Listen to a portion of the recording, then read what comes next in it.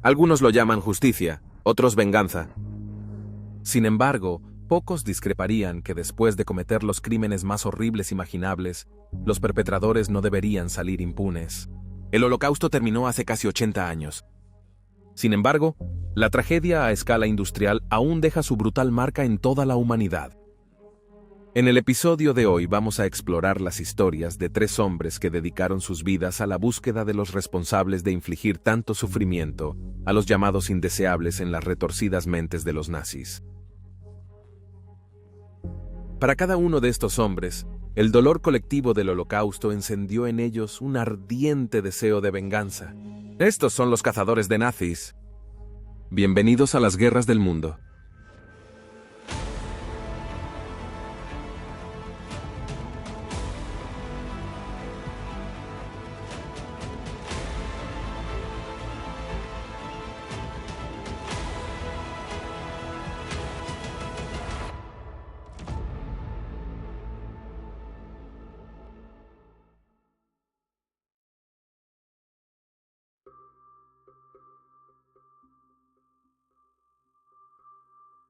En 2006, el periodista Thomas Harding se entristeció al escuchar la muerte de su tío, Hans Alejandro, pero cuando asistió al funeral de su tío, quedó asombrado por el elogio fúnebre que reveló una vida que muy pocos, incluso la propia familia de Hans, conocían, ya que su tío había sido un prolífico cazador de nazis después de la guerra. Además, uno de los que había llevado a enfrentar la justicia no era otro que Rudolfo Höss, el comandante del campo de concentración de Auschwitz. Después del funeral, Thomas se puso inmediatamente a reconstruir el pasado de su tío en un esfuerzo por descubrir toda la historia. Nacido en una familia judía durante la Primera Guerra Mundial, los padres de Hans eran figuras prominentes en la sociedad alemana durante la década de 1920, organizando cenas para un número de personas influyentes, incluyendo a Alberto Einstein. Sin embargo, con el ascenso del partido nazi, como muchos judíos, se encontraron incapaces de permanecer en Alemania y así se mudaron al Reino Unido con Hans, finalmente sirviendo en defensa de su nuevo país de acogida contra el ataque de las tropas provenientes de Alemania. Sirviendo en el Real Cuerpo Pionero de Armas Británicas que realizaba una variedad de tareas de ingeniería, a menudo en las líneas del frente, cuando la guerra llegó a su conclusión, Hans Alejandro descubrió la verdad de lo que el régimen nazi había estado haciendo a sus compañeros judíos cuando vio el campo de concentración de Bergen-Belsen, alimentado por una intensa ira al ver cuerpos apilados y supervivientes demacrados apenas aferrándose a la vida.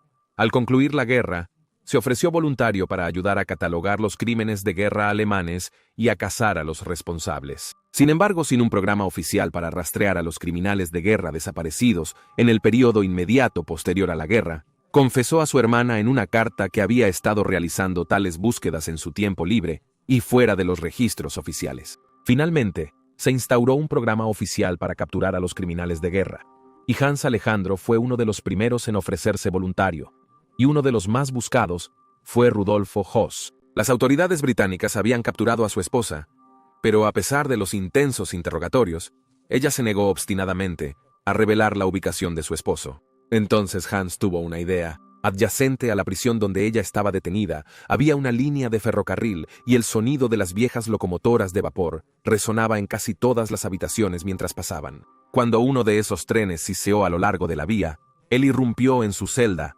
diciéndole que su hijo estaba siendo embarcado y sería entregado a las autoridades soviéticas, que lo enviarían a un campo de trabajo en Siberia, a menos que ella entregara a su esposo. Le dio un lápiz y un pedazo de papel, y le dijo que volvería en 10 minutos para esperar su decisión. A su regreso, ella había anotado las indicaciones de dónde se escondía Höss. Hans Alejandro y algunos soldados aliados encontraron al antiguo comandante de Auschwitz durmiendo en pijama en un granero cerca de la frontera danesa y lo hicieron marchar desnudo a través de una plaza nevada hasta su cautiverio, después de lo cual fue juzgado y ahorcado por sus crímenes el 16 de abril de 1947. Otra captura notable de Hans Alejandro fue Gustavo Simón, quien fue el jefe de la administración civil en Luxemburgo durante la ocupación nazi.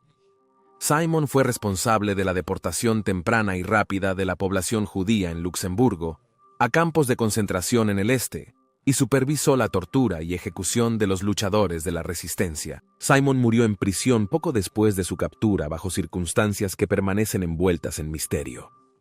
Habiendo conocido la extraordinaria historia de su tío, Thomas Harding escribió su biografía titulada Hans y Rodolfo, que trazó las vidas de ambos hombres y cómo llegaron a colisionar al final de uno de los capítulos más trágicos de la historia. El 16 de enero de 1945, el Ejército Rojo Soviético liberó la ciudad polaca de Radom, incluyendo un campo de concentración cercano. Entre los pocos supervivientes judíos se encontraba Tuvia Friedman, un judío polaco de 22 años que había sido encarcelado junto con toda su familia en 1940 primero en el gueto de Radom y luego en el campo. Friedman en realidad había escapado de sus captores alemanes unos meses antes y había estado trabajando con la resistencia polaca, siendo recapturado brevemente, pero escapando de nuevo después de matar al guardia que lo vigilaba. Para cuando el Ejército Rojo marchó, solo él y su hermana Bella seguían vivos de su familia inmediata. Todos los demás habían muerto.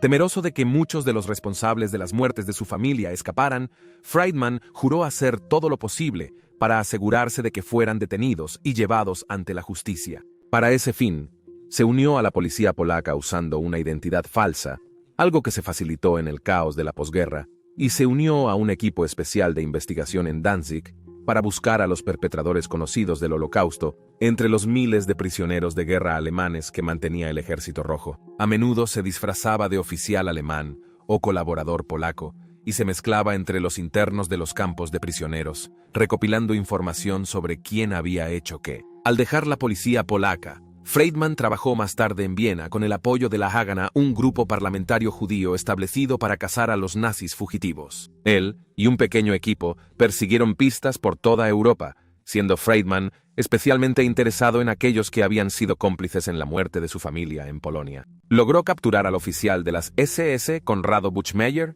quien había abusado de los judíos de Radom, y luego a Ricardo Scheigel, otro oficial de las SS, que había enviado a muchos judíos a campos de muerte en el este de Polonia. Durante este periodo, Friedman se hizo conocido como el despiadado por el celo con el que perseguía a sus objetivos, pero el objetivo que realmente quería siempre parecía eludirlo. Adolfo Eichmann, uno de los nazis de más alto rango que orquestó el Holocausto, y ahora estaba en la huida. En 1952, Friedman se estableció en Israel y se desempeñó como director de una rama de Yad Vashem que buscaba documentar y conmemorar el Holocausto. Sin embargo, finalmente fue despedido de la organización por usar su posición para priorizar la ubicación y captura de nazis fugitivos. Por lo tanto, en 1957 Friedman estableció el Instituto de Documentación en Israel para la investigación de los crímenes de guerra nazis. Durante el resto de su vida, Friedman documentó, publicó e intentó rastrear a criminales nazis y presionar a los gobiernos para que procesaran a aquellos conocidos por haber cometido crímenes de guerra. Fue fundamental para obligar a las autoridades israelíes y occidentales a continuar la persecución de Eichmann, incluso cuando la pista ocasionalmente se enfriaba. Después de que las pistas que indicaban que Eichmann estaba en Kuwait resultaron incorrectas, comenzó a recibir información de diversas fuentes de que Eichmann estaba en Argentina, incluyendo de un alemán medio judío que vivía allí llamado Lothar Hermann, quien había sido objeto de persecución nazi. Friedman presionó a la inteligencia israelí para seguir esta pista, y esto finalmente llevó a la captura de Eichmann en Argentina el 11 de mayo de 1960. Posteriormente fue juzgado en Israel y fue ahorcado el 1 de junio de 1962, la primera y única persona ejecutada por el Estado de Israel.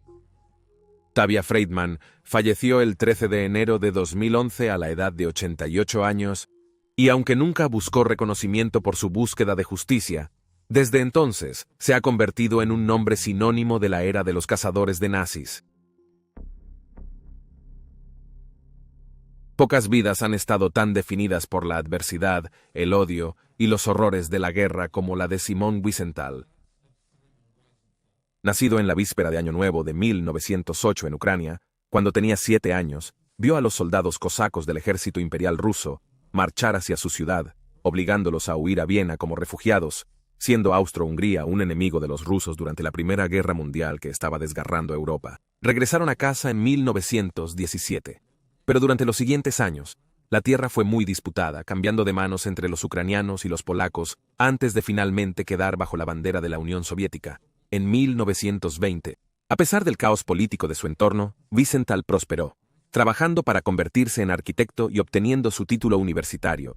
En 1932, sin embargo, incluso entonces, encontró que su herencia judía venía con animosidad, sospecha y discriminación. Casándose con una mujer llamada Kayla Mueller, los dos se establecieron en la ciudad de Lvov, donde Wiesenthal trabajó para una firma de arquitectura. Los últimos años de los 30 fueron un tiempo relativamente tranquilo y pacífico para la pareja, a pesar de que vivían en un estado policial paranoico. Sin embargo, para 1940, las cosas habían comenzado a cambiar, ya que Stalin comenzó a ver a los judíos con creciente sospecha y deportó a Wiesenthal, a su esposa y a su madre a un campo de trabajo en Siberia. Su padrastro ya había muerto, mientras estaba bajo la custodia de las autoridades soviéticas. Wiesenthal logró escapar con su esposa, sobornando a un oficial y se dieron a la fuga.